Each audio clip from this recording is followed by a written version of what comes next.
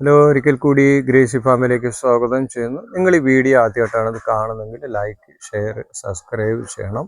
ഇന്നത്തെ വീഡിയോയുടെ ഏറ്റവും പ്രത്യേകത, ഞാൻ കുറച്ച് ഫാഷൻ ഫ്രൂട്ട് പടത്തി വിടുകയാണ്.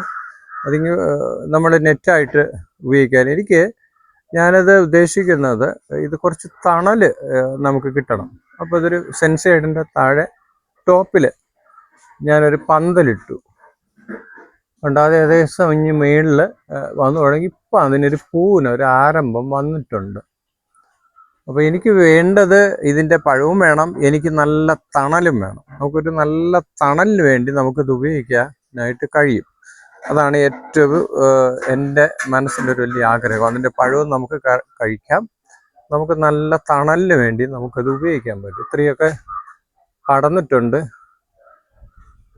അപ്പം നമുക്ക് ഇങ്ങനെയുള്ള ഫാഷൻ ഫ്രൂട്ടൊക്കെ വളരെ ഔഷധ ഗുണമുള്ളതല്ലേ. ബ്ലഡ് കൗണ്ടിങ്ങിനൊക്കെ കൂടാൻ പറ്റിയ സാധനമായതുകൊണ്ടാണ് ഇതിന് കൊടുക്കുന്ന ഒരു വലിയ പ്രാധാന്യം. ഇപ്പം നമ്മുടെ പറമ്പുകളിലും നമ്മുടെ വീടുകളിലും നമ്മുടെ ടെറസിൻ്റെ മണ്ടയിലൊക്കെ നമുക്ക് ഗ്രോ ബാഗുകളിലൊക്കെ ഇത് നട്ട് വളർത്താം. അല്ലെങ്കിൽ ഒരു പെയിൻറ്റ് ടിന്നിൽ തന്നെ നമുക്കിത് നട്ട് വളർത്താൻ കഴിയുമെന്നാണ് എനിക്ക് പറയാനുള്ളതെന്ന് പറഞ്ഞ് ഞാൻ ഈ വീഡിയോ ഇവിടെ അവസാനിക്കും.